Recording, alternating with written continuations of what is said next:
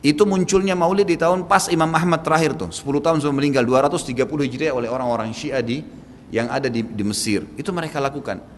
Karena mereka mau mencontohi ya yang dilakukan oleh orang-orang Nasrani merayakan hari lahirnya Nabi Isa alaihissalam. Banyak orang bilang ini kan cuma untuk syiar. Syiar akhi, sampaikan sejarah Nabi Muhammad SAW. Sampaikan majelis ilmu, bukan dengan membuat-buat yang Nabi kita tidak lakukan, gitu kan? Saya sudah kasih contoh tadi di perusahaan, walaupun kita dekat dengan seseorang pimpinan perusahaan pun, tidak mungkin kita bisa melanggar apa yang dia inginkan. Harus mengikuti apa yang dia titahkan, gitu kan? Seperti itulah memahaminya. Dan segala macam jenis-jenis perbuatan saya tidak rinci satu persatu teman-teman sekalian. Saya sarankan jadikanlah Nabi Muhammad SAW betul-betul sebagai kiai anda.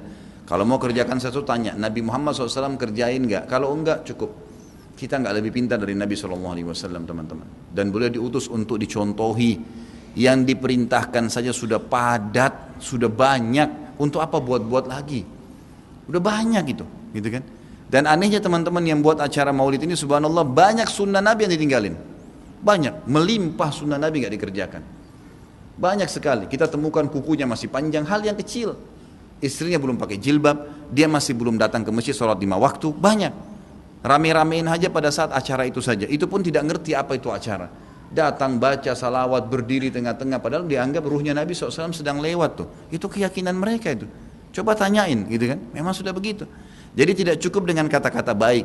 Mohon maaf, saya katakan ini dengan teman-teman yang melakukan perbuatan-perbuatan yang Nabi SAW tidak perintahkan. Anda sama saja sedang mengatakan, maaf Rasulullah, saya lebih ngerti daripada Anda. Nabi SAW tidak perintahin kita kerjain, jadi kita lebih ngerti dong dari Nabi. Gitu kan?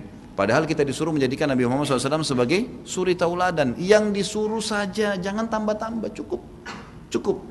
Dan yang tidak dicontohkan sama, jangan juga dilakukan. Karena Nabi SAW bukan orang yang tidak tahu, orang yang tahu, semua dipandu kan.